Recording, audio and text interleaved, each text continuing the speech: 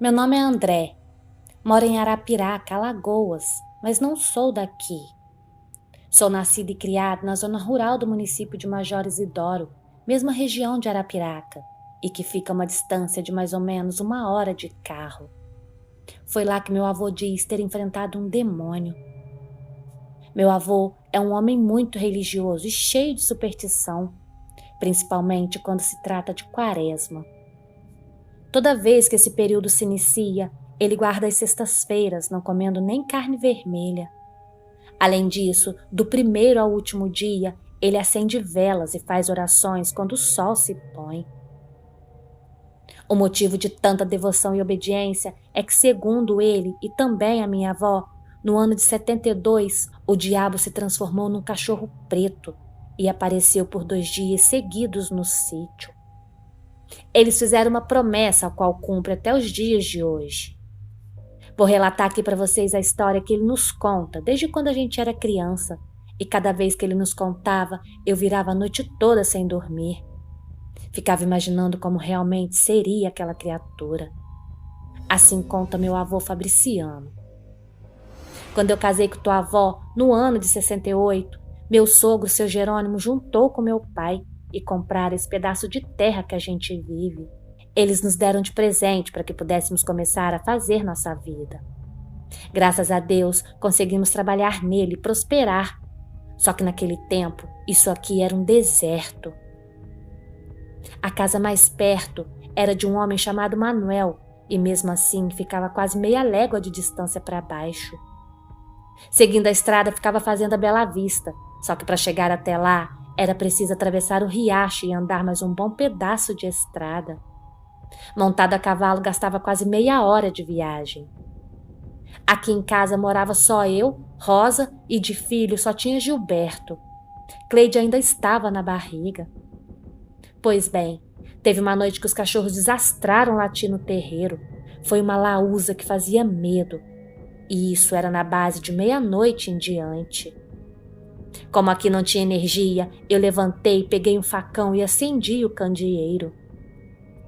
Fui lá fora ver o que estava acontecendo e com quem os cachorros estavam brigando. Na hora que pulei da cama, a Rosa perguntou: "Tu vai pra onde, homem, 1 hora dessas?" "Tem algum bicho grande batendo nos cachorros, Rosa", eu respondi. Pelos ganidos e gritos que eles davam, imaginei que poderia ser os cachorros da fazenda Bela Vista, porque naquela época o dono de lá trouxe de São Paulo 2 cachorros que era quase do tamanho de um bezerro. Eram muito bonitos. Aqui pela região, ninguém nunca tinha visto cachorro daquele tamanho, nem mesmo lá em Arapiraca, que já era mais desenvolvido. Para falar a verdade, eu nem sabia que existia cachorro daquele tamanho. Eles eram listrados, parecia um tigre, forte que fazia medo só de olhar, nem precisava latir. Quando a gente ia trabalhar lá na fazenda, via os bichos amarrados numa corrente bem grossa. Voltando para o caso, eu abri a porta da casa, mas a confusão estava lá na porteira, já na beira da estrada. Como o candeeiro ilumina pouco, não deu para ver.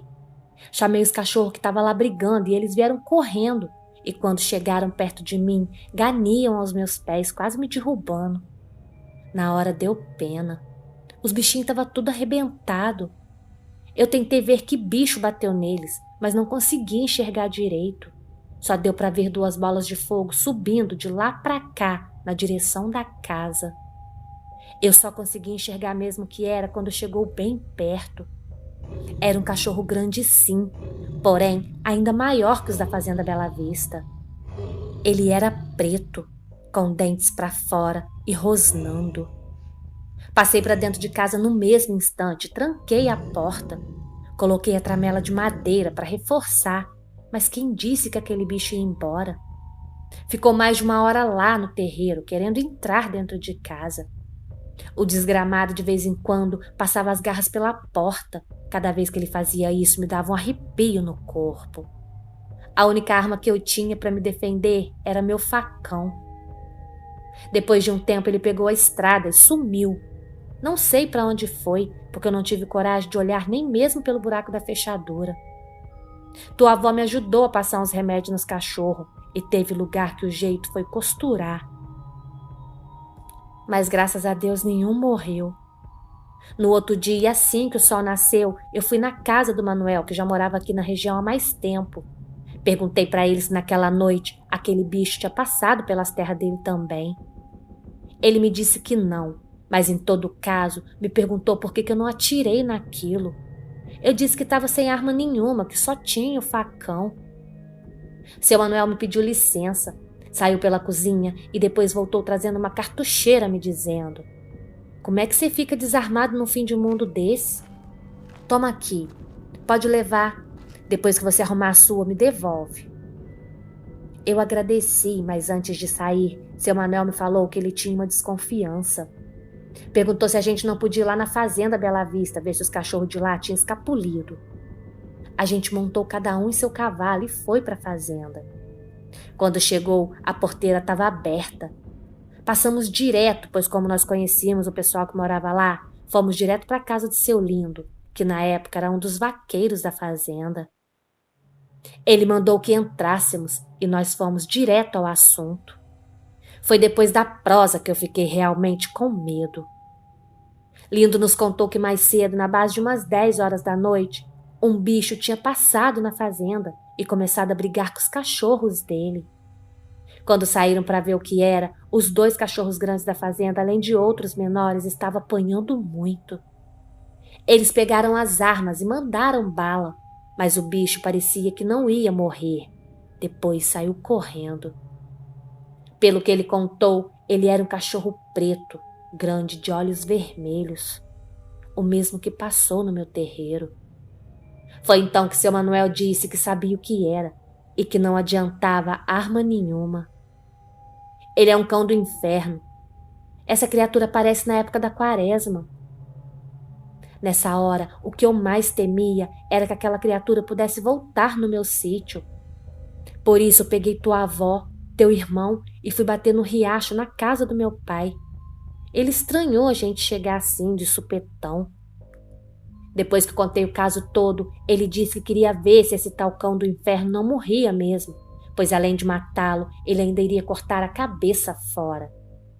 Se ele realmente fosse um cão do inferno, no dia seguinte o diabo viria para fazer o bicho voltar à vida.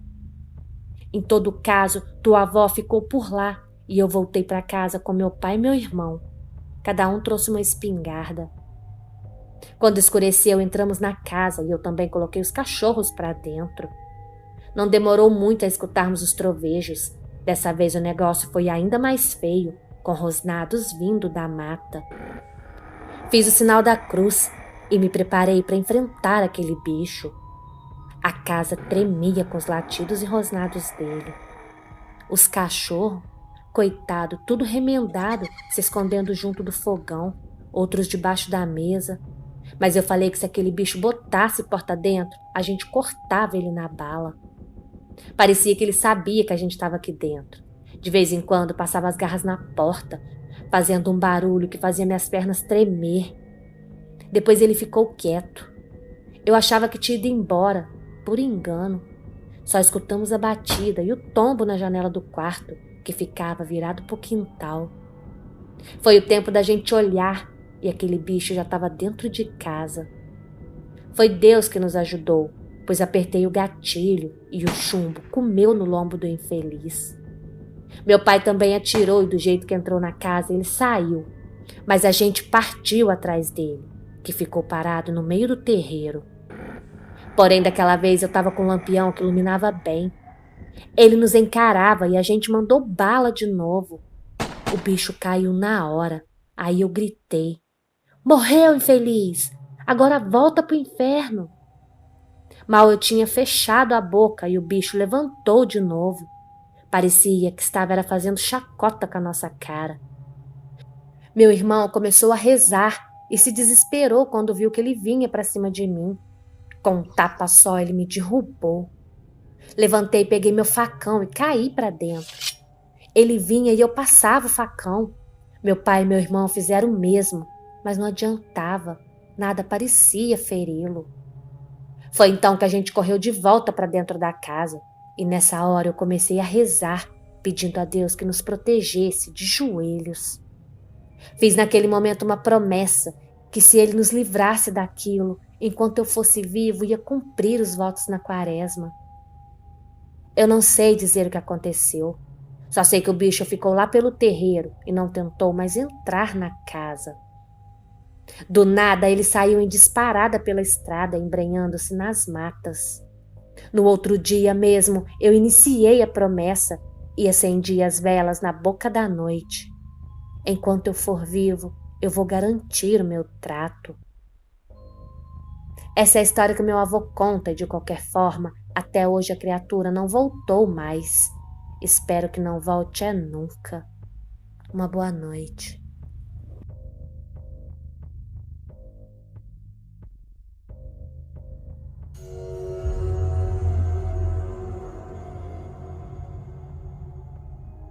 Boa noite. Para evitar problemas, eu vou mudar os nomes das pessoas envolvidas no que vou contar, exceto o meu, mas o que vou relatar aqui foi bem real e assustador.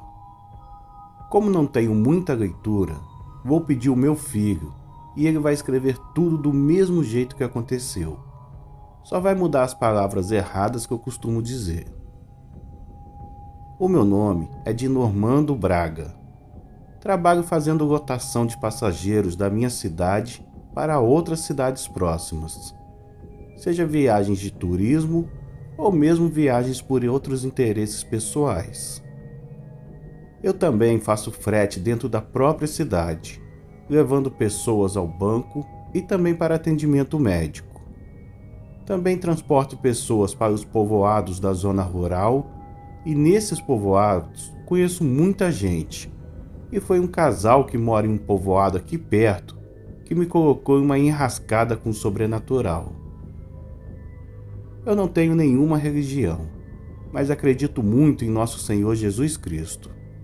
Sei que Ele é bom e poderoso, e com certeza foi essa fé que salvou a minha vida, no dia que o demônio apareceu para mim e ficou cara a cara comigo, separado apenas pelos vidros do meu carro.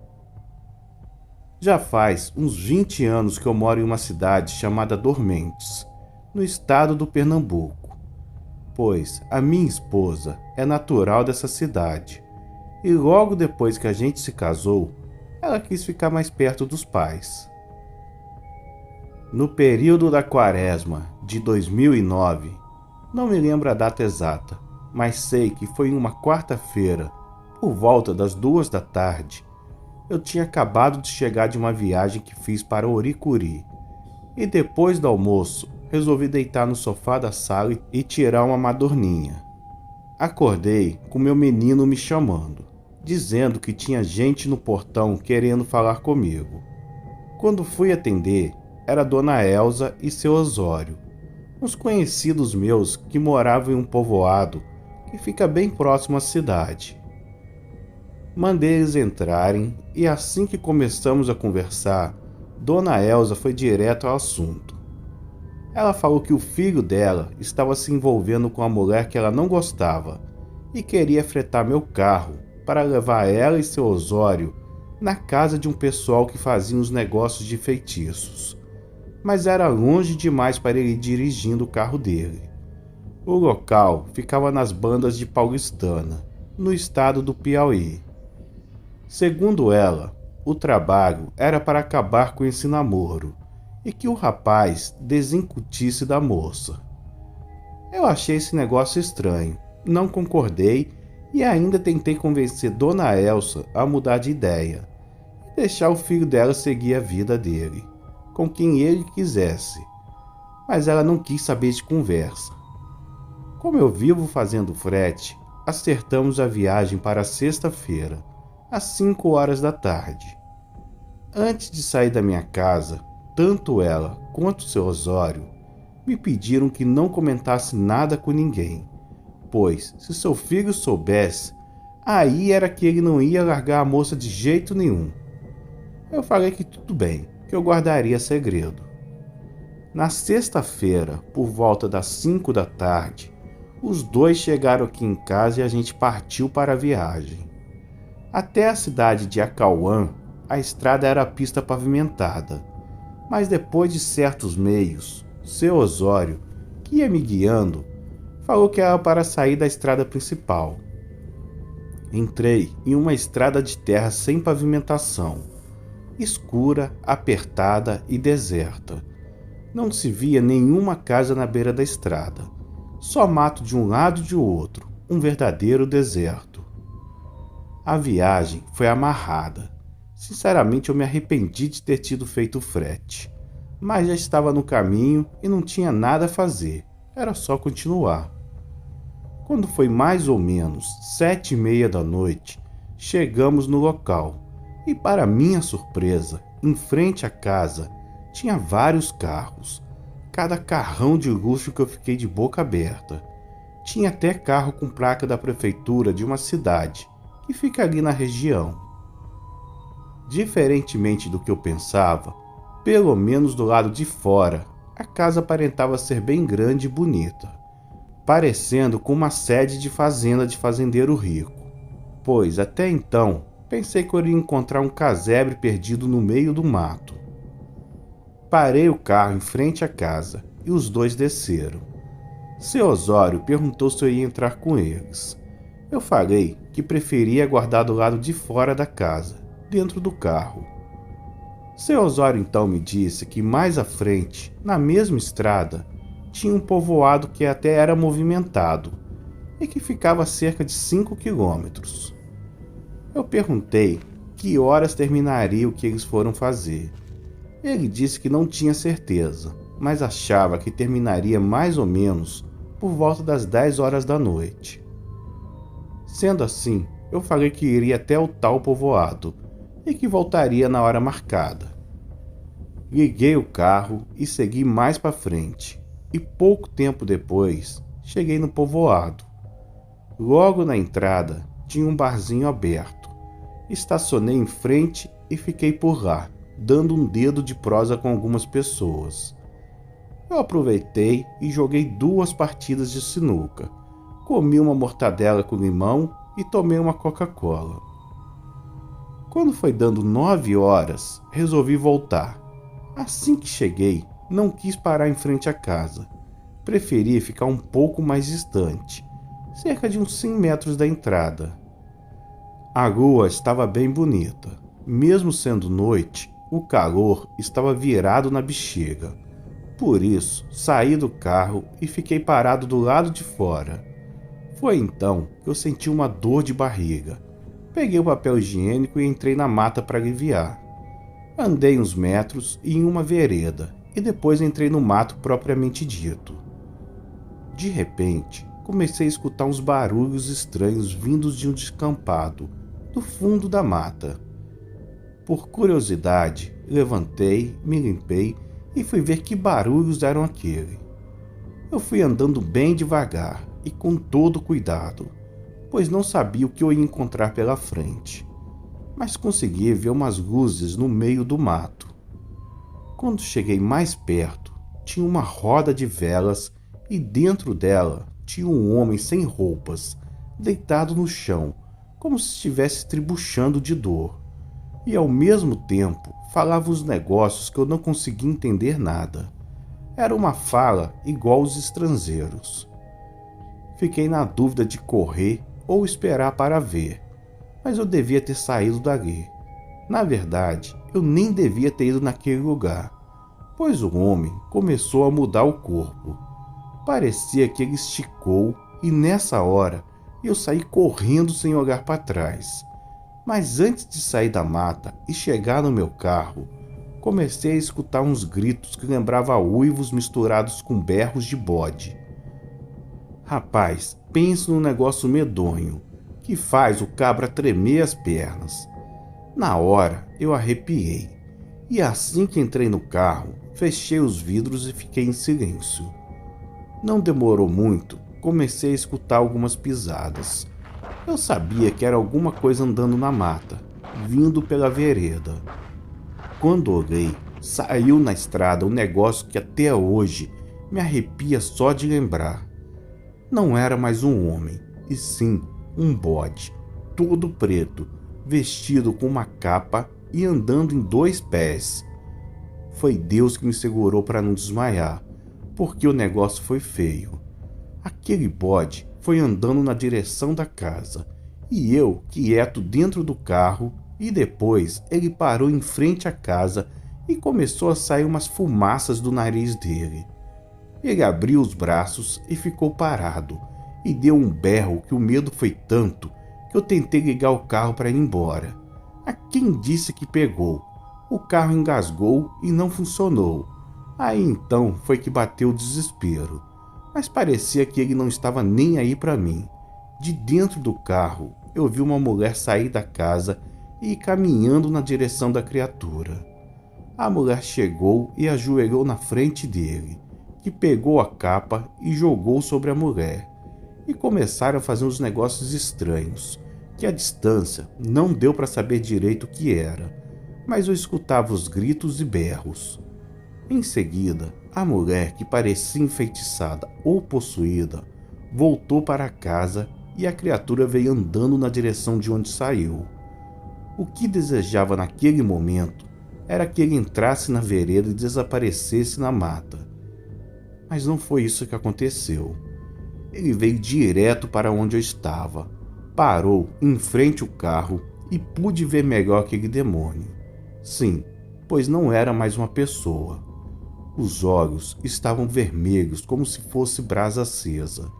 Em seguida, começou a fungar e a cada fungada que ele dava, o meu coração disparava, como se fosse sair pela boca. Eu não sei se foi o medo, mas sei que mesmo dentro do carro, senti uma quentura e comecei a suar muito. Eu achei que eu ia desmaiar ali mesmo.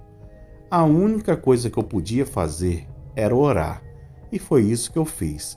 Fechei os olhos e orei com fé, e pedi que Deus me livrasse daquele demônio. Enquanto eu orava, escutei um berro que quase estourou meus ouvidos. Mas depois fez um silêncio e o bicho sumiu. Quando olhei em volta e não vi aquela coisa, eu respirei aliviado. Mesmo assim, eu não tive força nem mesmo para sair do carro. Não demorou muito, seu Osório e Dona Elza saíram da casa. Quando enxerguei eles do lado de fora, eu liguei o carro e dessa vez ele funcionou. Encostei em frente à casa. Os dois entraram e já fui logo saindo daquele lugar. Depois de me afastar um pouco, eu falei com eles que naquela casa morava um demônio. Dona Elza me pediu para deixar de peleira, mas o pior ainda estava por vir. Mais adiante, quando saí em uma encruzilhada, eu dei de cara com aquela coisa parada na beira da estrada. E quando a gente passou, ele veio atrás do meu carro. Dona Elza se desesperou e, para piorar, não tinha como aumentar a velocidade. E a coisa foi se aproximando até ela se jogar contra o fundo do carro. E nessa hora, quase que me jogou para fora da estrada. Depois do ataque, a criatura parou de me seguir, deu um berro como que me mandando embora e entrou na mata novamente. Dona Elza me perguntou que bicho era aquele. Eu falei que ela é que devia saber, já que eles que foram lá na casa procurar os serviços de quem mora naquele lugar. Quando pegamos a rodovia asfaltada e com movimento, resolvi contar para os dois tudo o que eu vi, e ainda falei que eles estavam mexendo com forças do demônio, e isso não ia acabar bem. Mesmo sabendo de tudo, Dona Elza permaneceu com o coração duro. Seu Osório até que mostrou certo arrependimento, mas sua esposa falou que não estava nem aí, só queria separar o figo da namorada. Chegamos em Dormentes. Seu Osório e Dona Elza foram para sua casa no povoado. Eu fui dormir, mas aquela noite não consegui pregar os olhos. Parecia que aquela coisa estava ali, do meu lado. No outro dia, fui ver o estrago da batida que a criatura fez no meu carro, e foi bem grande. Tinha um amassado na parte traseira, que estragou a lataria do carro. Quando eu vi o estrago, quebrei a promessa e falei tudo o que aconteceu para minha esposa. Ela acreditou em tudo que eu contei, mas também falou que foi bom isso ter acontecido, para eu aprender a não participar desse tipo de coisa.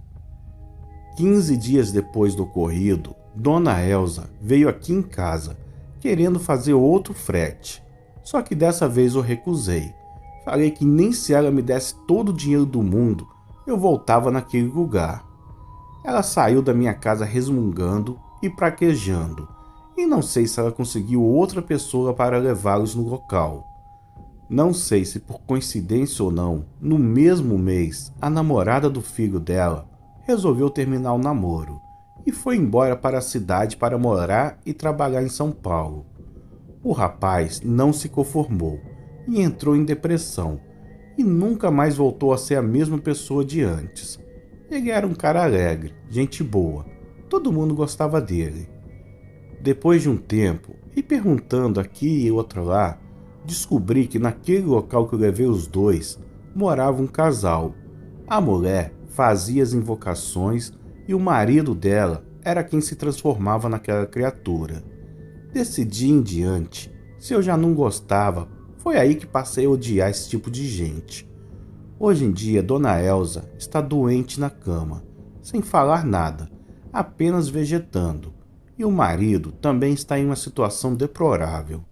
E além de tudo isso, o feitiço não foi bem o que eles queriam, pois quem deixou de gostar foi a moça e o pobre rapaz que perdeu toda a sua juventude. Até hoje está solteiro e doente da cabeça. Esse foi o meu relato. Uma boa noite.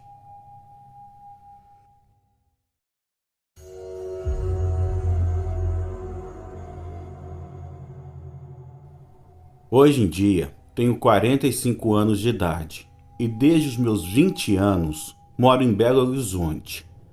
A minha família é de uma pequena cidade chamada Estiva, na região da Serra da Mantiqueira, quase na divisa com São Paulo.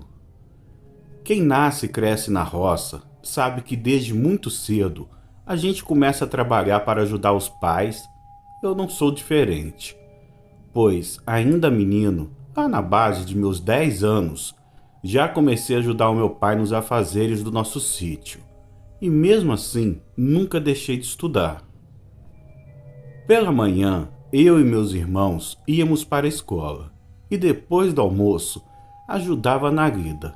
E com isso, aprendi a fazer muitas coisas, inclusive a bater animais. O meu pai sempre foi um homem muito bom e religioso. E se tem uma época do ano que ele sempre respeitou, foi a Quaresma. Ele acreditava que nesse período do ano, os demônios e assombrações ficavam mais livres para agir, e por isso as pessoas precisavam se resguardar, mudando os hábitos e atitudes. No ano de 94, eu já tinha 17 anos e descobri que o meu pai realmente tem razão em temer e respeitar esse período, pois me deparei com uma assombração que me fez quase enlouquecer. No nosso sítio, além de uma plantação de banana, criávamos alguns pequenos animais, e toda semana meu pai abatia alguns e vendia na cidade. Mas na Semana Santa, o meu pai não vendia qualquer animal e nem comia carne vermelha. E todos os dias na Quaresma, ele e minha mãe faziam um momento de leitura e orações com seus filhos. Perto do nosso sítio morava um amigo meu chamado Normando. Ele morava depois de uma várzea e por uma trilha, que passava no meio dela. A distância entre os sítios era de cerca de 1000 metros. Mas se fosse pela estrada certa, a distância aumentava muito, em torno de 1 quilômetro. Na segunda-feira, dia 28, por volta do meio-dia, o meu amigo Normando apareceu no nosso sítio e me convidou para a festa do aniversário dele, que seria no outro dia. E além de me convidar, ele veio saber se eu podia ajudar ele a abater um porco, o qual ele faria o churrasco. Nós conversamos na varanda da nossa casa. Meu pai escutou toda a conversa, e antes mesmo do meu amigo ir embora, meu pai aconselhou ele a comemorar no domingo, depois da Quaresma. Mas Normando falou que já tinha convidado as pessoas e não queria mudar a data.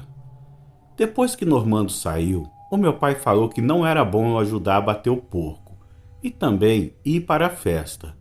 Mas eu falei que não tinha nada demais. Meus amigos todos estariam lá. Ele então disse que lavaria as mãos. Na terça-feira, por volta das 10 horas da manhã, eu peguei a minha bicicleta e fui para o sítio dos pais do Normando. Quando chegamos lá, o porco já estava amarrado. Como eu já estava acostumado a fazer isso, peguei o machado, a faca e comecei a bater o animal, que insistia em não morrer. Nessa hora, algo incrível aconteceu, pois o animal, mesmo morto, na hora que foi retirar o pelo, ele levantou e começou a andar por uns 20 metros e caiu novamente. E quando olhei, tinha uma mulher alta, pele branca, em pé ao lado de fora do cercado, apenas nos observando. E quando olhei para perguntar quem era aquela mulher, ela desapareceu. Na hora, me deu um arrependimento e senti medo de que aquilo fosse um sinal. Em todo caso, eu, Normando e seu Itamar e o pai dele corremos até o porco e verificamos que ele estava morto, pois não tinha sequer nenhuma gota de sangue. Senti uma gastura com aquela situação e na hora deu vontade de ir embora. Porém continuei ajudando eles. E quando foi depois de 1 da tarde, já tínhamos cortado o porco em pedaços e a mãe do Normando foi temperar as carnes. E eu voltei para o meu sítio. Na volta para casa, quando estava passando por dentro da várzea, eu escutei um roncado, como se fosse um porco fazendo aquele barulho. Eu olhei para os lados, mas não consegui ver nada. Achei que fosse apenas minha impressão. Mesmo assim, fiquei encasquetado com aquilo. Quando cheguei em casa, não falei nada com meu pai do ocorrido, pois eu sabia que ele ia me dizer um monte. Por isso, passei o restante do dia pensativo, imaginando que quem seria aquela mulher e, principalmente, como um porco morto levantou. De tardezinha, meus amigos Otávio e Carlos passaram lá em casa, me chamando para o aniversário do Normando. Os dois estavam montados em um cavalo. Sabe quando a natureza não pede para você fazer alguma coisa? Pois, naquela tarde, eu senti uma vontade de ficar em casa. Mas como eles insistiram muito, eu fui tomar um banho e me arrumar. Depois, eu peguei um cavalo, coloquei a sela e fui junto com eles. Mas quando saí, eu olhei para o meu pai e vi que ele não estava nada contente com a minha desobediência. E nessa hora, já estava escuro. Para cortar caminho, passamos pela várzea e quando nós já estávamos na metade do caminho, os cavalos começaram a se comportar de maneira estranha, como se estivessem com medo. Eu ainda pensei que poderia ser algum bicho na estrada. Iluminamos em volta com uma lanterna, mas não vimos nada. Continuamos cavalgando, mas sempre com a sensação de estar sendo seguido. E depois que começamos a subir uma pequena ladeira, escutei um roncado igual o que ouvi mais cedo.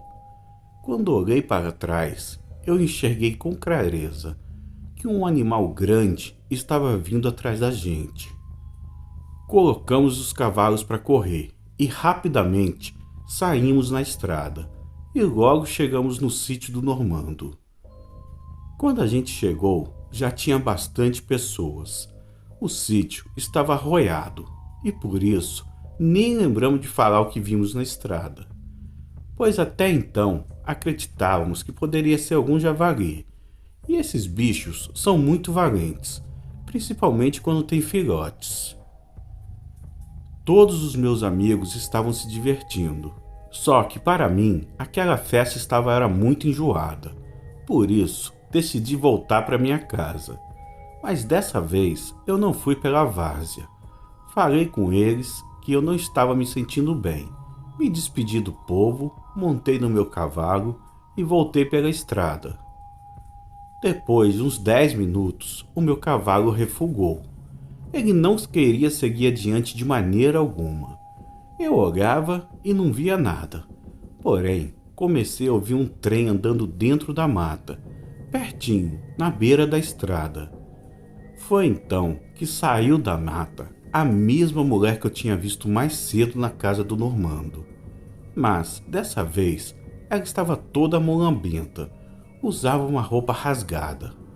Ela olhou para mim e deu um roncado que meus cabelos ficaram em pé. Aquilo foi feio demais da conta. Em seguida, ela ficou de 4 pés e deu uma rolada na estrada. E quando eu menos esperava, a mulher se transformou em uma porca. Nessa hora, o meu cavalo disparou e passamos ao lado dela. Quanto mais o cavalo corria, o porco vinha atrás, roncando e gritando. Nossa Senhora, era uma coisa terrível que me fez arrepender de ter abatido o porco e principalmente de ter ido naquela festa. Eu só pedia a Deus para chegar logo na minha casa e quando estava perto da porteira, comecei a gritar desesperadamente, pedindo socorro ao meu pai. O meu pai saiu do lado de fora e foi correndo ver o que estava acontecendo. Quando cheguei em frente à porteira, desci do cavalo e comecei a chorar. O meu coração estava quase saindo pela boca. Eu não conseguia falar nada e tudo ficou escuro. Só me lembro de acordar na minha cama. Quando olhei, estavam lá a minha mãe e a minha madrinha Julieta, que morava em um sítio quase que em frente ao nosso. Eu perguntei o que aconteceu. Então, a minha mãe me disse que depois que eu cheguei, eu desmaiei. E meu pai chamou ela e meu irmão e me colocaram na cama. Em seguida, ela correu na casa de minha madrinha e pouco depois eu acordei. Eu perguntei por meu pai e minha mãe disse que ele estava na porteira. Levantei meio bambo das pernas e quando saí na varanda, vi meu pai acendendo umas velas e rezando. Eu chamei por ele, que subiu até a nossa casa. Perguntou se eu estava bem e em seguida disse que isso tudo foi bom para eu aprender a respeitar a quaresma. Quando meu pai me falou isso, eu desconfiei que ele também viu a coisa que correu atrás de mim, mas não tive coragem de perguntar. Como eu já estava bem, a minha madrinha Julieta e meu padrinho Leônidas foram embora e ficaram apenas a minha família. Foi então que meu pai me falou. Quando escutei os gritos, saí para ver o que estava acontecendo. E quando cheguei na porteira, olhei na estrada e uma coisa correndo atrás de você, quase alcançando o cavalo. E quando você desceu, acabou desmaiando. Eu comecei a rezar e aquela coisa ficou parada, roncando e fuçando, mas depois entrou na mata. Na mesma hora, eu sabia que foi por causa da tua desobediência. E agora vamos ter que rezar muito para afastar essa criatura da nossa casa. Eu não tive como negar e contei o que aconteceu e aquela noite foi difícil. Passei a noite em claro, sem pregar os olhos e só quando o sol nasceu eu consegui dormir um pouco. Mesmo assim, na minha cabeça, aquela mulher ia se parecendo novamente. Mas quem pensa que acabou por aí se engana, pois durante a semana, toda vez, lá pelas 8 horas da noite em diante, eu sentia que a mulher estava na porteira, querendo entrar. Eu falava com meu pai, mas quando ele olhava, não tinha ninguém. Além disso, nas madrugadas, eu acordava com os gritos do porco e escutava um roncado do lado de fora da casa, perto da janela do meu quarto. Mas quem disse que eu tive coragem de levantar e sair para olhar? Eu me cobria de pé a cabeça e só rezava pedindo perdão e proteção. Na sexta-feira da Paixão, por volta das 7 horas da noite, a gente estava sentado na varanda da casa. Escutamos um grito. O meu pai levantou, se benzeu e foi então que ele passou em frente à porteira e viu aquela mulher e atrás dela um monte de porco, entre eles o que eu tinha batido na casa do Normando. Eu comecei a tremer, mas meu pai começou a rezar e aquela mulher seguiu adiante e depois desapareceu. Naquela noite eu não escutei mais nada e também nos dias seguintes. E aos poucos fui conseguindo dormir em paz e nunca mais nem vi e nem ouvi nada. Porém, hoje respeito muito o sobrenatural e sei que nem tudo é crendice. Uma boa noite a todos.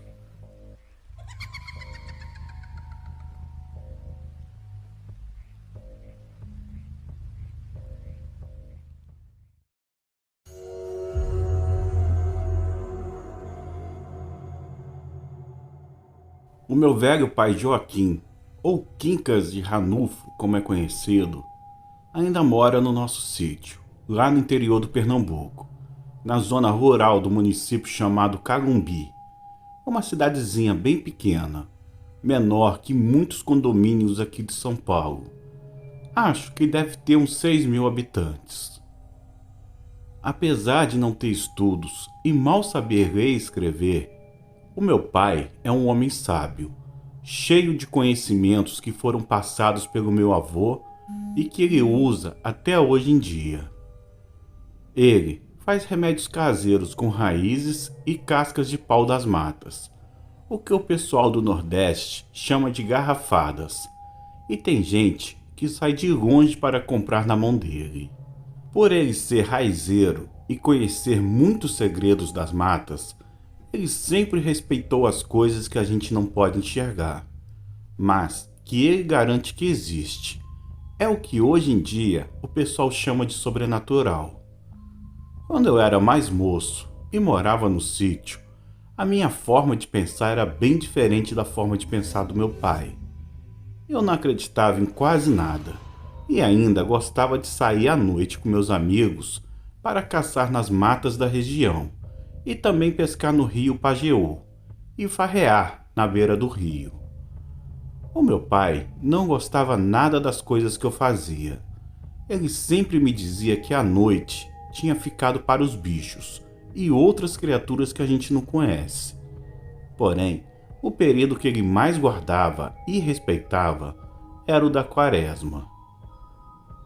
Pois bem, no final da quaresma de 2008, na quarta-feira, por volta das 6 horas da tarde, chegou lá no sítio meus amigos Calango, que era afilhado do meu pai, e Marcos do seu furor. Eles pararam a caravana e foi logo me chamando para uma caçada naquela noite. E de dentro do carro eles gritaram: "Júnior, vamos lá na mata matar um tatu." Antes mesmo que eu respondesse qualquer coisa, meu pai disse: "Vocês deixam de estripulia, seus moleque. Quem já se viu entrar no mato para caçar numa época dessas? Não era nem para estar comendo carne no dia de hoje, até sexta-feira. Imagina então matar bicho." Calango, que era bem gaito, cheio das ousadias, pediu a benção do meu pai e começou a falar: "O que é que tem, meu padim? Todo dia é dia santo, isso é besteira. Eu ando nessas matas tudo e nunca vi nada demais.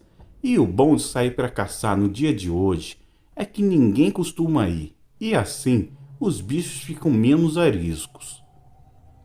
Os dois entraram em casa e foram direto para a cozinha tomar café.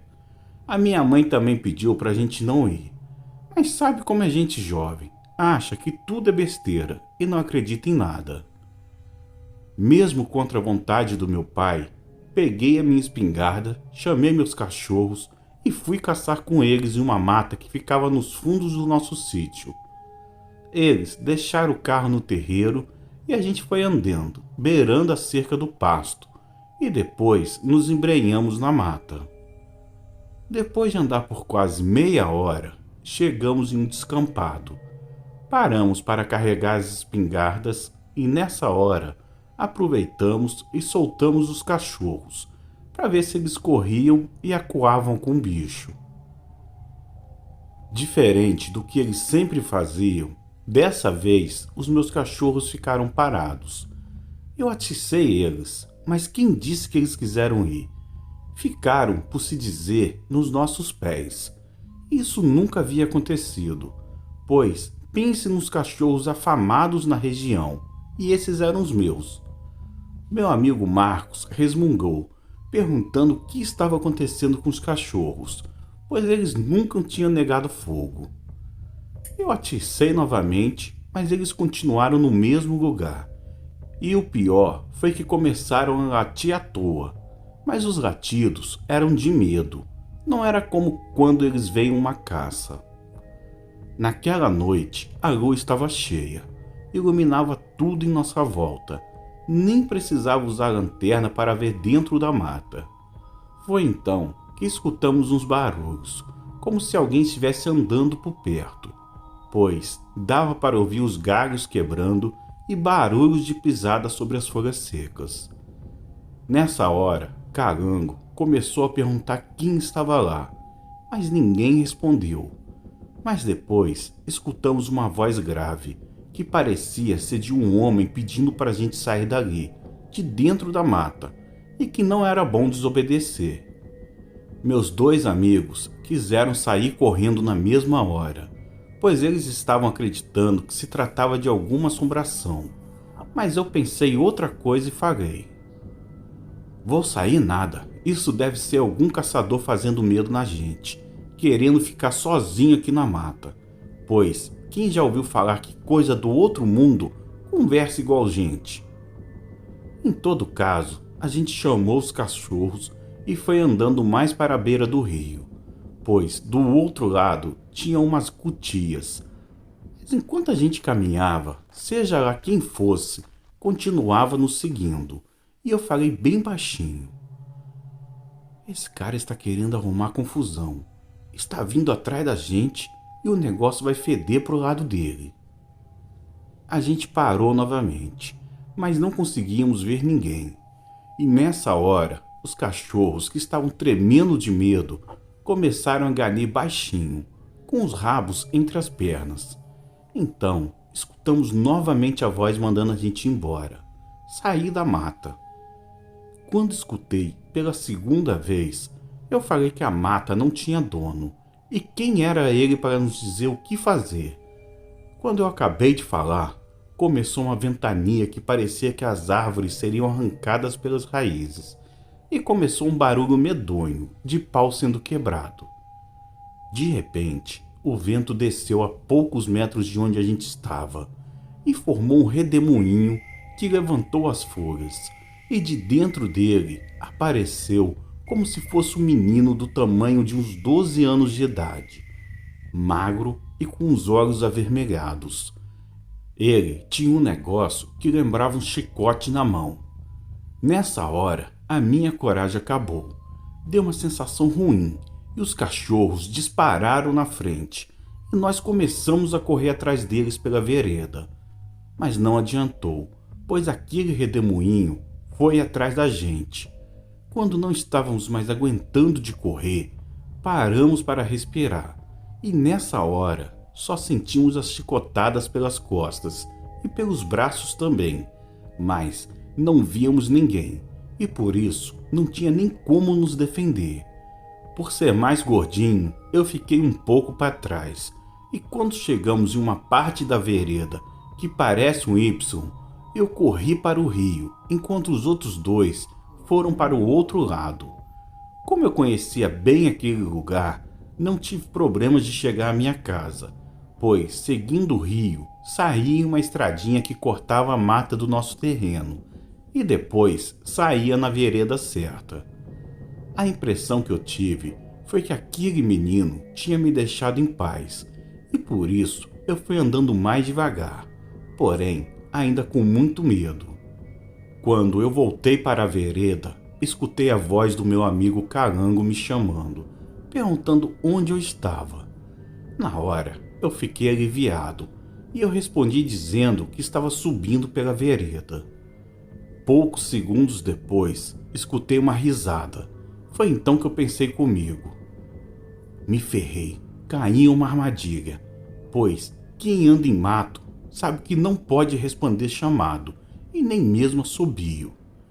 E infelizmente eu estava certo, pois o vento começou novamente e eu coloquei o sebo nas canelas. Mas quem disse que adiantou eu correr? Pouco depois, o redemoinho já estava nos meus calcanhares. Mas, por sorte, dessa vez, não me bateu. Só ficou dando risada e jogando folhas e pedaços de graveto sobre mim. Continuei correndo em meio ao redemoinho e a minha sorte foi que mais à frente avistei uma luz de uma lanterna. Quando vi, era meu pai e meus amigos me procurando. E nessa hora, a coisa recuou e nos deixou seguir nosso caminho em paz. Voltamos para casa e meu pai e minha mãe me passou um sermão daqueles e nós três, Calango e Marcos, queriam voltar para a casa deles na cidade. Mas meu pai falou que ele tinha que passar a noite no sítio, para que no outro dia, assim que o sol nascesse, a gente pudesse voltar na mata para desmanchar o mal feito e pedir desculpas. E foi o que aconteceu. No outro dia, bem cedinho, assim que o dia clareou, meu pai chamou a gente e fomos nós quatro para a mata. Lá dentro, meu pai fez umas rezas que só ele entendia, e em um tronco de árvore deixou uma garrafa de mel e um pedaço de fumo de corda. Meu pai também fez a gente repetir uma reza e pedir desculpas pela nossa insolência. Quando a gente terminou, voltamos para casa, mas antes de sair, ainda percebemos um vento na copa das árvores. Só que dessa vez, bem mais fraco, e também não desceu, ficou lá em cima. Daquele dia em diante, aprendi a respeitar as coisas que eu não vejo. E depois disso, passou alguns meses, meu irmão mais velho, que já morava aqui em São Paulo, foi visitar nossos pais e acabou me trazendo para trabalhar aqui. E por isso, eu vim embora para São Paulo. Quase todo ano, vou visitar os meus pais e meus amigos. Calango não mudou nada, continua magrelo e brincalhão. Hoje em dia, é ele quem ajuda o meu pai a tocar o sítio. E se Deus quiser, em pouco tempo, volto de vez para minha terra. Ele também deixou de caçar.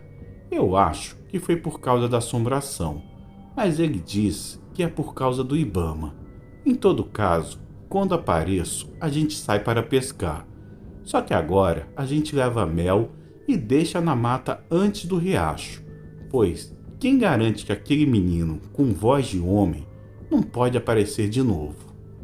Apesar do que o meu pai acredita que na verdade tinham duas entidades na mata, um querendo nos ajudar e a outra querendo nos castigar.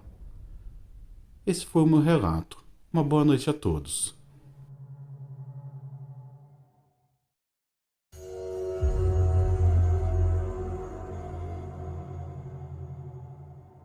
O meu avô Alexandre já tem 90 anos de idade. E graças a Deus, ele ainda está lúcido e saudável. E se a família permitisse, todo dia cedo quando ele levanta, ele pegaria no batente. Mas meu pai ainda consegue controlá-lo, para não fazer serviços pesados e, sinceramente, eu, com 40 anos, não faço metade do que ele faz. Vô Alexandre ainda tem um sítio na zona rural de um pequeno município chamado Santana do Riacho, no interior de Minas. Ele mora sozinho na casa dos meus pais, pois desde que a minha avó Naninha faleceu, em 2010, ele veio morar na cidade, mas quase todo dia volta até o sítio, pois é lá que meu pai trabalha. Quem conhece caso de assombração, lobisomem, é ele. Mas tem um bem interessante que ele sempre nos contou, sobre a noite em que ele teve que lutar contra uma criatura das trevas, que parecia no período da quaresma, no pequeno povoado. Vou relatar como se fosse ele falando, porém vou traduzir algumas palavras, pois se eu escrever da maneira que ele fala, ninguém vai conseguir entender nada, porque o meu avô fala carregado no sotaque, bem mineirinho. Vamos lá. No ano de 54, eu já era noivo da Nainha e morava no povoado. Ela morava no sítio dos meus sogros, que que ficava na serra, a uma distância de mais ou menos 10 quilômetros do povoado. Naquela época, existia uma conversa que de tempos em tempos, durante o período da quaresma, perto da meia-noite, aparecia uma assombração que parecia um homem montado em um cavalo e que percorria as estradas e as ruas de terra batida do distrito. E quem ele encontrava pela frente recebia uma surra de chicote. As pessoas ouviam os barulhos dos cascos do cavalo, ouvia os gritos do cavaleiro, mas ninguém tinha coragem de sair de suas casas para ver como era. Pelo contrário, apagavam as luzes do candeeiro, as lamparinas e se colocavam em rezas e orações, pedindo proteção contra aquela assombração. Na quaresma daquele ano, teve um dia que eu estava em uma venda tomando uma cachaça e dando um dedinho de prosa com os amigos. Foi então que seu Tião, um vizinho que morava em um sítio que ficava na entrada do povoado, começou a contar sobre o dia em que ele foi perseguido pela assombração. Ele contou que estava vindo de uma viagem e lá pela madrugada chegou no povoado. Ao longe, ele escutou galopes pesados. Foi quando olhou para trás e percebeu que os olhos do cavalo pareciam pegar fogo. Nessa hora, ele colocou o cavalo que ele estava montado para correr e quando chegou em frente à porteira de sua casa, pulou de cima do cavalo, mas antes de conseguir abrir, sentiu o cavalo passar rápido como o vento. E depois veio uma dor muito forte nas costas, semelhante a uma batida de chicote. Ele gritou de dor e desesperadamente pediu para que sua esposa abrisse a porta. Ela abriu e ele entrou correndo e fechou a porta, colocou uma tranca. Em seguida, tirou a camisa e descobriu que havia uma marca de queimadura que descia do pescoço até o lombo. Aquela noite inteira, ele passou acordado, sem conseguir dormir, gemendo de dor, pois, por mais que sua esposa colocasse ungüentos e remédios caseiros, a dor não passava. Como não existiam hospitais e nem médico por perto, ele teve que suportar, e no outro dia foi possível ver melhor aquela queimadura. Eu não acreditei, mesmo ele mostrando as marcas de queimadura. E como já estava de fogo, devido à cachaça, falei que se eu topasse com esse cavaleiro nas estradas, era ele que iria se arrepender de ter saído do inferno. Ainda puxei o punhal da bainha e o revólver da cintura, e falei que não tinha medo nem de vivo e nem de morto. No domingo daquela semana, o meu sogro Isaías estava completando anos. Ele matou uma novilha e fez uma festança lá no sítio, e a festa entrou pela madrugada. Naquele tempo, quem disse que noivo dormia na casa de sogro? Quando foi meia-noite, todo mundo foi embora para suas casas. Eu voltei na companhia de meu amigo Edésio. A gente veio proseando até perto do sítio dele, pois ele morava pouco antes do povoado. Quando a gente chegou em frente à porteira do sítio, eu me despedi e segui a minha viagem. Pouco depois, passei em frente ao cemitério, que ficava, pode-se dizer, na entrada do povoado. Eu não sei porquê, mas eu senti um arrepio no meio do pescoço. Na mesma hora, escutei alguém me chamando, e a voz vinha de dentro do cemitério. Senti medo, mas de todo jeito, puxei o meu revólver e perguntei quem estava me chamando. Ninguém respondeu. Em seguida, escutei um relinchado e um assombro de cavalo. Pense que corri? Corri nada. Escorei com a arma apontada e aos poucos foi saindo lá de dentro um cavalo bem grande, com uma pessoa montada. Eu nunca tinha visto um bicho daquele tamanho. O meu cavalo era grande, só que perto daquele ficou pequeno. Nessa hora, as mãos começaram a tremer. Ainda tirei, mas com certeza não pegou. Depois, escutei uma voz daquele ser que me chamou novamente. E antes de sair correndo, escutei uma pancada no chão. Ele ficou a poucos metros de mim. Nessa hora, eu consegui ver o que poucos tiveram coragem. Eu me aproximei bem e vi, montado no cavalo, um homem usando uma capa, um chapéu. E esse homem me perguntou onde estava a minha valentia. Se eu não estivesse sentado, eu cairia, pois as pernas fraquejaram e começaram a tremer.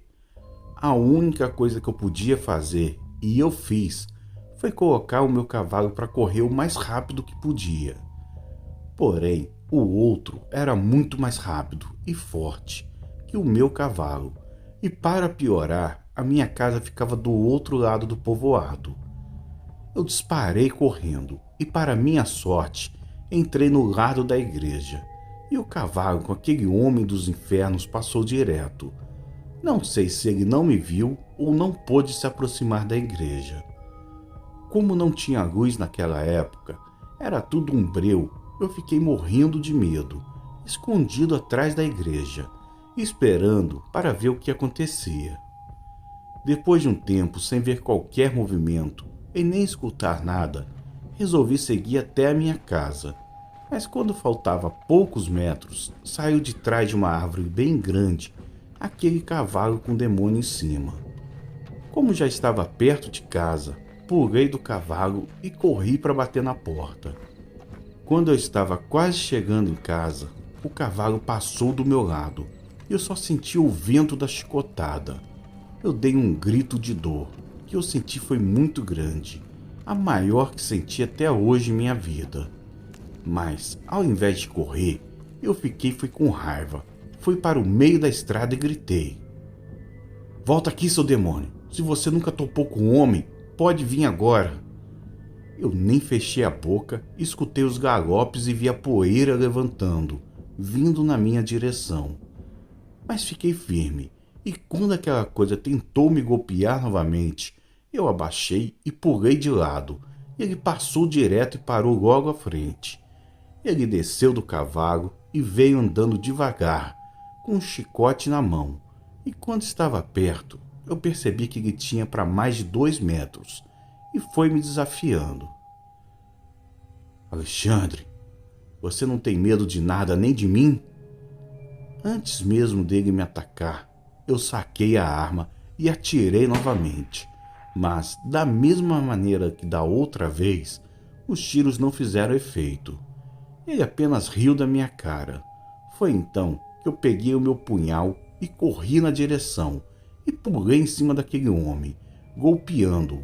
Mas, quando me dei conta, não tinha ninguém. Foi como se aquele demônio virasse fumaça. Em seguida, o miserável apareceu atrás de mim e me deu outra chicotada.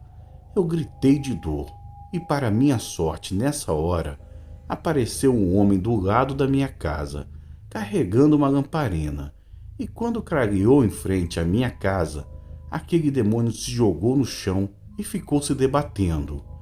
Essa foi a minha oportunidade. Eu peguei o meu punhal e cravei nas costas daquele demônio, pois, com certeza, não era homem, e dessa vez o feriu, pois o grito que ele soltou, até hoje, me traz arrepios só de lembrar. E depois disso, aquele demônio do nada desapareceu, assim como seu cavalo. O homem que me ajudou falou que esses demônios vivem nas trevas e que muitos deles não aguentavam a luz e também a coragem dos homens. Eu agradeci a ajuda e chamei o homem para entrar na casa. E quando abri a porta, o homem também tinha desaparecido. Entrei em casa e não tive coragem para sair. E depois que o meu sangue esfriou, aquela noite foi de amargura. A dor não passava por nada. Mas graças a Deus, no outro dia, foi aliviando. E depois ficou só as cicatrizes nas minhas costas. Assim que levantei, fui até a casa dos meus pais, que moravam mais à frente, e falei com eles sobre o acontecido. Eles acreditaram em mim, e a minha mãe colocou alguns remédios para ajudar a cicatrizar, pois a queimadura foi bem feia.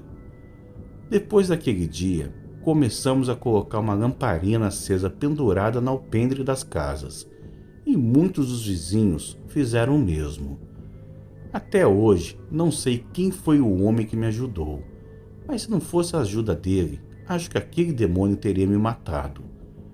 Depois daquele ano, ninguém nunca mais escutou na quaresma os barulhos de galopes e nem os gritos pelas ruas. E as estradas aqui do povoado, aos poucos, o caos foi sendo esquecido. Anos depois chegou a modernidade. Com ela veio e chegou a luz. E hoje poucas pessoas se lembram daquela assombração. Mas quem viveu naquele tempo sabe que o demônio gosta de aparecer na quaresma. Uma boa noite.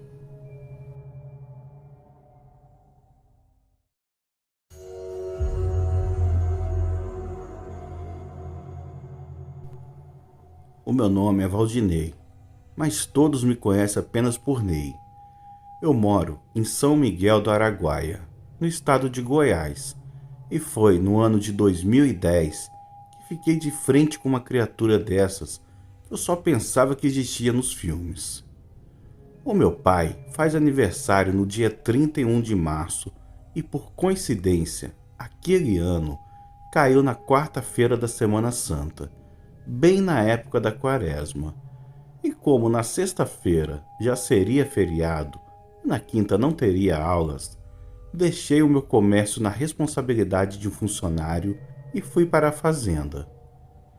Na quarta-feira pela manhã, peguei a minha esposa e meus 2 filhos e viajamos para a fazenda do meu pai, que ficava no interior do Tocantins, em uma cidade chamada Araguaçu, distante uns 60 quilômetros de São Miguel. Assim que cheguei à cidade de Araguaçu, passei na casa do meu irmão. Ficamos por lá até a hora do almoço. Depois que terminamos de almoçar, ele e sua esposa e o filho caçula também foram para a fazenda, que fica próxima a uma localidade chamada Baianópolis. Os 2 filhos mais velhos do meu irmão não quiseram ir cedo e deixaram para ir à noite, quando seria comemorado o aniversário do meu pai. Assim que chegamos à fazenda, foi aquela festa. Alguns amigos de outras fazendas e funcionários já se encontravam no local, preparando as comidas e uma grande fogueira, que seria feita durante a noite. Assim que escureceu, a festa começou. Seu Matias, que é um dos peões mais antigos da fazenda e trabalha há muitos anos com meu pai, pegou a viola e animou a festa, tocando e cantando umas modas antigas que o pai gostava de escutar. Acendemos a fogueira em frente à casa e sentamos em volta. A essa hora, o meu irmão Antoniel já estava preocupado com a demora dos meus sobrinhos, que era para chegar no início da noite. Quase 8 da noite, vimos os faróis de um carro se aproximando. Então, os meus 2 sobrinhos chegaram, mas pareciam assustados. Meu irmão perguntou o que aconteceu. Felipe, o seu filho, disse que quando estavam vindo na estrada de terra, a poucos quilômetros da fazenda, parou o carro para urinar. Ele estava urinando embaixo de uma árvore e ouviu um barulho estranho, vindo da parte de cima. Quando olhou, viu um bicho do tamanho de um homem, porém como se tivesse um par de asas. Ele gritou e seu irmão Lucas saiu do carro e perguntou o que aconteceu. Ele correu para dentro do carro desesperado, dizendo que tinha um negócio estranho em cima da árvore. Lucas, que é mais corajoso, saiu e foi olhar, mas não tinha ninguém lá em cima, e por isso ele pensou que deveria ser uma coruja. Ele ligou o carro novamente e continuou dirigindo. Foi então que os 2 viram passar sobre eles uma criatura enorme, emitindo um barulho que lembrava o piar de aves. Ao ouvir essa história, o meu irmão, que é o mais palhaço da família, disse: Esses caboclos de hoje em dia, não sei não. A gente entorna na malvada e eles que ficam bêbados vendo coisas. Não sei onde esses meninos aprenderam a mentir desse jeito. A gente começou a dar risadas, mas meu pai ficou sério. Correu dentro de casa, pegou uma carabina, uma lanterna e chamou os 2 netos para ir com ele até a árvore que eles avistaram a tal criatura. Enquanto meu avô e meu sobrinho saíram, seu Matias tomou a palavra e disse que ele acreditava no que meus sobrinhos haviam falado. Seu Matias nos contou que alguns anos atrás, o meu avô e 2 peões estavam vindo de uma fazenda perto do Lagoão, por uma estrada de terra, e dentro da mata, tocando uma boiada aqui para a fazenda. Eles saíram ainda com a luz do dia, mas quando escureceu, ainda faltavam 5 quilômetros, e de repente os bois ficaram agitados, e do nada eles viram passar voando por cima deles um animal estranho. Mas o animal não atacou nem eles nem os bois, apenas seguiu voando seu caminho e desapareceu sobre a mata. Minutos depois, o meu pai voltou. Ele não viu a estranha criatura, mas confirmou a história contada por seu Matias. Com tudo mais tranquilo, continuamos nos divertindo e só mais tarde acabamos com a roda da viola. Cada um dos peões e outros amigos foram para suas casas, e nós, da família, também entramos em casa. Ligamos a televisão e ficamos ali na sala conversando, até um pouco mais tarde, e logo depois fomos para os quartos. Quando já era próximo das 2 da manhã, eu ainda não tinha pregado os olhos. Levantei com sede e fui até a cozinha tomar um copo d'água. Mas, como faço sempre, não gosto de acender as luzes. Eu fui no escuro mesmo, e quando cheguei na cozinha, escutei os cachorros do meu pai latindo intensamente, na direção de umas árvores que ficavam nos fundos da casa. Na hora, senti um arrepio e imaginei que pudesse ser a tal criatura. Tentei ver pelo vidro da janela, e como a lua estava cheia, nem precisei acender as luzes da varanda para conseguir enxergar uma criatura que até então eu desconhecia e sequer tinha ouvido falar até aquela noite. O corpo era de uma pessoa. Tinha asas que lembravam mais morcego do que de pássaros. Andava todo desajeitado e tranquilamente circulava pelo quintal da nossa casa, como se procurasse algo, pois ficava o tempo todo farejando o ar. Os cachorros latiam, mas não tinham coragem de avançar sobre a criatura, e aos poucos foram se afastando e ficaram deitados, só observando, como que hipnotizados. Enquanto eu fiquei paralisado, sem reação alguma, não sei se foi de medo ou de admiração. Até pensei em correr e chamar o meu pai. Porém, aquela criatura não estava fazendo mal algum, e por isso fiquei em silêncio, só observando o que ela queria fazer. Aquela criatura veio andando lentamente, entrou na varanda e foi direto ao freezer, que ficava lá. Ela se aproximou, fez uns sons parecidos com grunhindo, cheirou e, para minha surpresa, conseguiu abrir em seguida e pegou um pedaço de carne. A minha esposa acordou e sentiu falta de mim na cama e veio andando me chamando. Nessa hora, a criatura ouviu a sua voz e percebeu que eu estava observando-a. Porém, pelo fato de que eu não tentei fazer qualquer mal, ela me olhou e pude ver que suas feições eram quase humanas, com olhos um pouco maior e nariz pequeno. A criatura andou um pouco e depois bateu asas, voou e desapareceu na escuridão da noite. A minha esposa acendeu a luz da cozinha e me viu ao lado da janela, paralisado, e foi logo perguntando o que estava acontecendo. Eu falei o que aconteceu. Ela acreditou, mas depois a gente foi dormir, e naquela noite nada demais aconteceu. No outro dia, durante o café, eu falei o acontecido para todos. O meu pai falou que eu devia ter chamado ele, mas eu argumentei que não tive qualquer reação. Na noite de quinta-feira, o meu pai e alguns peões da fazenda ficaram de tocaia até bem mais tarde, esperando a criatura aparecer, mas ela não veio.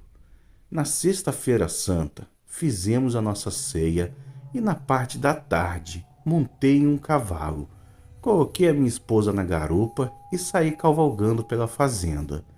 E depois fui até perto de um córrego marimbondo, que fica perto da fazenda. Fiquei lá um pouco apreciando a natureza e nos banhando, sem me preocupar com nada, e nem percebi o tempo passar. Na hora que começou a escurecer, voltamos para a fazenda do meu pai. Mas antes disso, passamos na fazenda de um velho amigo de infância e aproveitei para tomar uma cachaça e botar as conversas em dia. Antes das 7 horas, a minha esposa me lembrou que a minha mãe e meu pai iriam na missa no povoado, e por isso eu me apressei em voltar para a fazenda. Quando a gente estava voltando quase na porteira, escutei um barulho fino e agudo vindo de dentro da mata, e pouco mais à nossa frente, aquela criatura fez um pouso. Se eu negar que quase morri, estaria mentindo, mas aquela criatura apenas ficou parada, como se quisesse apenas se mostrar para mim e minha esposa. Eu parei o cavalo, que ficou agitado, porém consegui controlá-lo, e a criatura não se aproximou, e assim como chegou, ela foi embora. Quando chegamos em casa, os meus pais e meus filhos tinham ido para a missa. Nós ficamos na varanda. Foi então que seu Matias se aproximou e começou a conversar. Eu falei sobre o que eu tinha visto há poucos minutos. Como ele também sabia da existência da criatura, ele me falou algo que até hoje, 12 anos depois, eu nunca esqueci. Ele me disse assim: "Você tem noção do tamanho dessa floresta? Tem lugar aí que homem nunca botou o pé, nem mesmo os índios ou os ribeirinhos conhecem esse labirinto. Pode ter certeza que muitas coisas desse mundo e de outro moram aí, e as autoridades são os que mais sabem de toda a verdade, mas preferem mentir para o povo." Mais tarde, o pessoal chegou do povoado. Eu falei com eles que a criatura apareceu novamente. A minha mãe acreditou que o que eu vi era o mau agouro da Semana Santa, mas eu pessoalmente acredito se tratar de um híbrido, de um extraterrestre que se esconde nas imensas florestas. 12 anos depois, sempre volto à fazenda, mas não tive o privilégio de ver novamente aquela criatura. E sinceramente, espero encontrar novamente. Seu Matias me disse que às vezes ele escuta os sons e vê os vultos voando. Uma boa noite.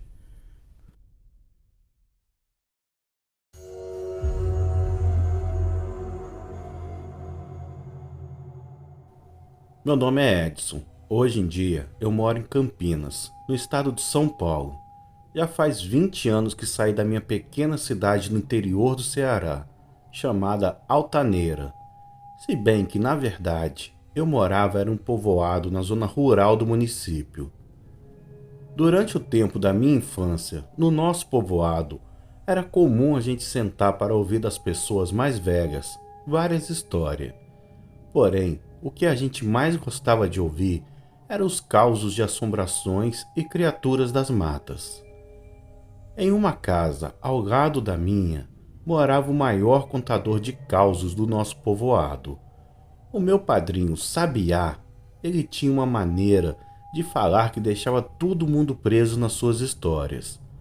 Eu vou aqui tentar reproduzir uma história que ele nos contava, e apesar de gostar de ouvir, eu ficava com medo até de levantar para ir no banheiro, que era do lado de fora da nossa casa.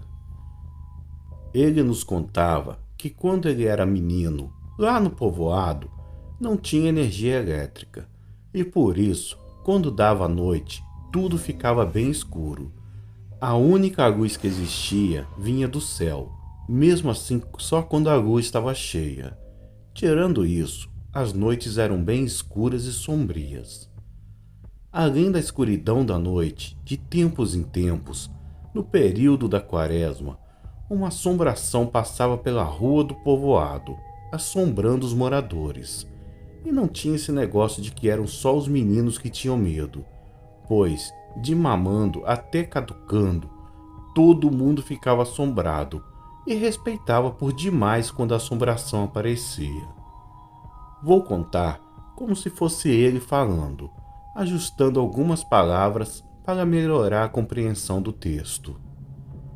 As pessoas do povoado tinham muito medo e ninguém se atrevia a enfrentar essa criatura, nem mesmo botar a cara na rua para ver se era mesmo verdade, ou se era algum malandro fazendo estripulias.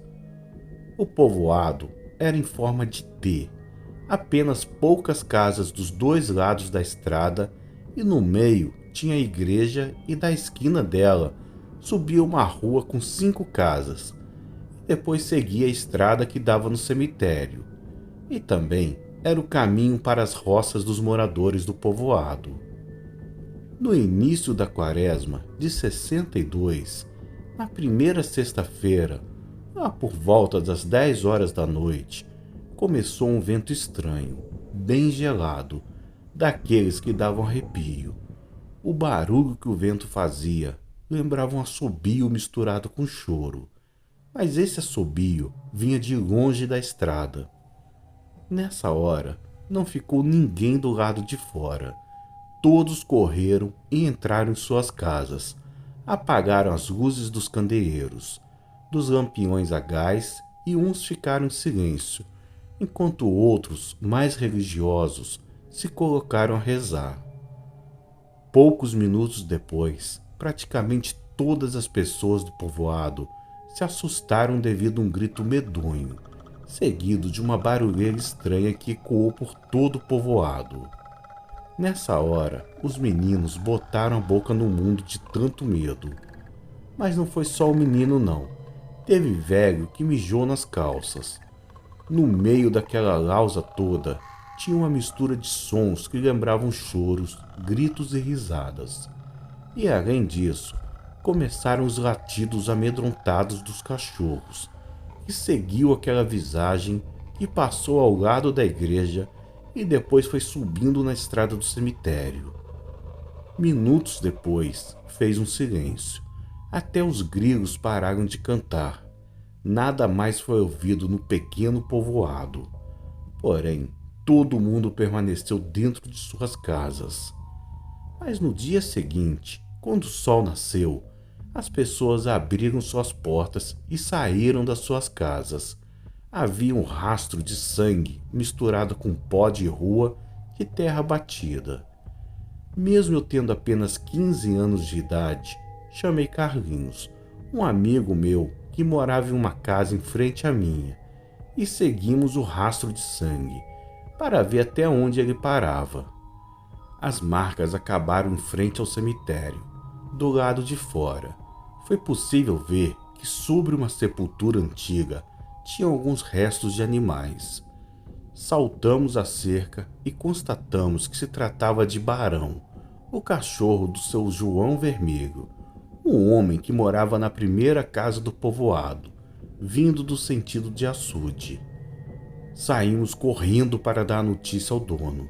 Ele veio, pegou os pedaços do cachorro, cavou um buraco em uma mata ali perto e enterrou o que sobrou do pobre animal. Percebemos que seus olhos estavam marejados, pois esse cachorro era um mestiço de um cachorro preto bem grande, que seu João ganhou lá pelas bandas de Juazeiro, e era bem estimado por ele. Nas outras noites, nada de incomum aconteceu, e algumas pessoas acreditavam que essa criatura não passaria novamente no povoado naquela quaresma. Porém, na sexta-feira, dia 23 de março, o meu pai levou a família toda para trabalhar na nossa casa de farinha, de grande a pequeno. Todo mundo ajudou, e ele ainda pagou o dia de mais 2 mulheres e 2 homens para poder dar conta da encomenda. Perto da boca da noite, Deveria ser umas 5 da tarde. As mulheres já haviam raspado toda a mandioca e também prensado. Agora só faltava torrar e depois ensacar. E esse serviço, que era mais pesado, seria feito pelos homens. Por isso minha mãe, tia Luz e dona Gremilda, a mãe de Carlinhos, voltaram para o povoado, junto com os pequenos. Meu pai, seu Pedrão e Tonzinho ficaram na casa de farinha terminando o serviço, mas pediu que minha mãe providenciasse alguma comida e mandasse para eles, já que esse tipo de trabalho é bem desgastante, e uma hora daquelas eles já estavam varados de fome. Quando chegou em nossa casa, rapidamente a minha mãe fez uma comida e antes das 7 da noite, ela pediu que eu fosse até nossa roça levar a janta e uma moringa de água para o meu pai e os outros homens que ficaram concluindo o serviço. Eu não tinha medo de andar nas estradas. O problema era passar sozinho em frente ao cemitério. Por isso, chamei Carlinhos para ir comigo. A gente foi andando e depois de uns 30 minutos, chegamos à nossa roça. Meu pai e os outros homens pararam o serviço e jantaram. E mais tarde, perto das 10 horas da noite, eles concluíram todo o serviço. Ele trancou a casa de farinha e voltamos para o povoado. A gente mal passou da porteira e escutamos um relâmpago e um clarão das bandas do açude.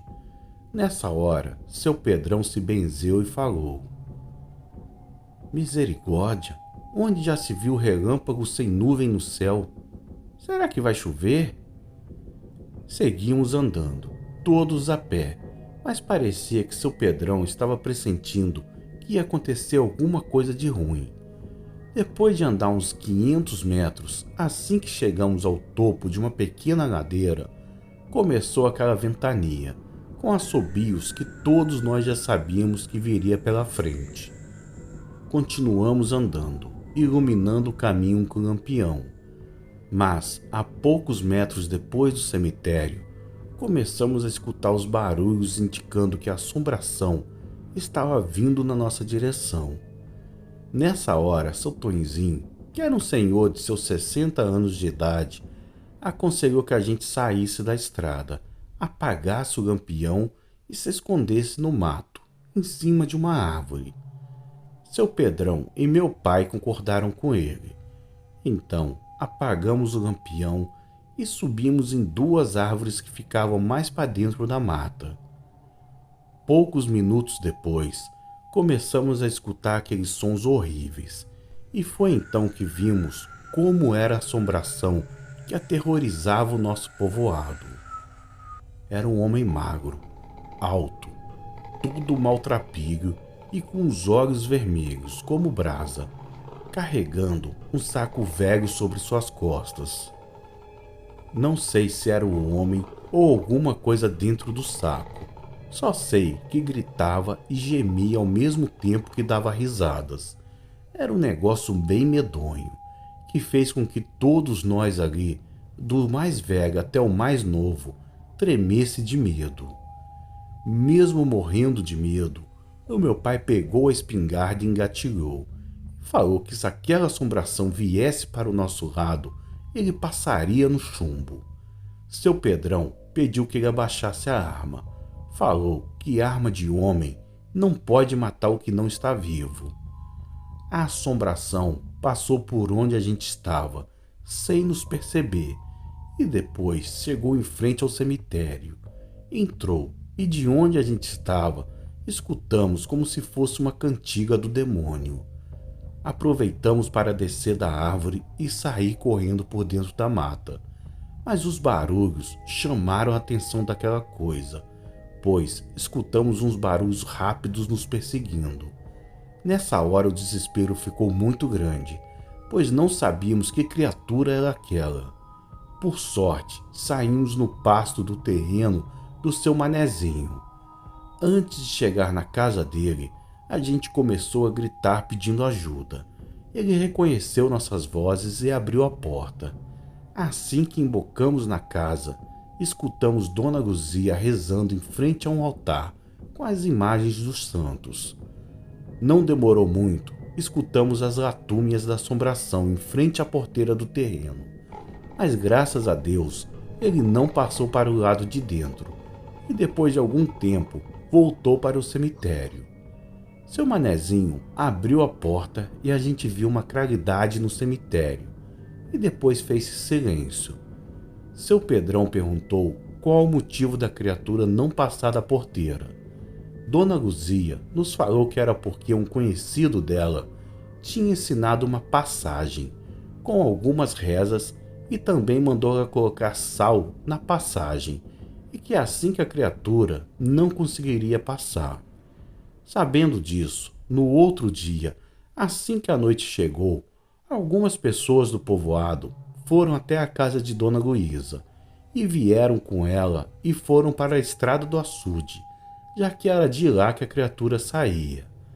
Lá, as pessoas fizeram rezas, acenderam velas e espalharam sal na estrada toda, de ponta a ponta, e ainda passaram um pouco para dentro da mata, dos dois lados. Daquele dia em diante, nunca mais aquela assombração passou no povoado, e a gente pôde viver em paz. Essa foi a história que o meu padrinho nos contava, mas também tem outras de lobisomem e até mula sem cabeça. Em outra oportunidade, eu envio para vocês. Uma boa noite a todos.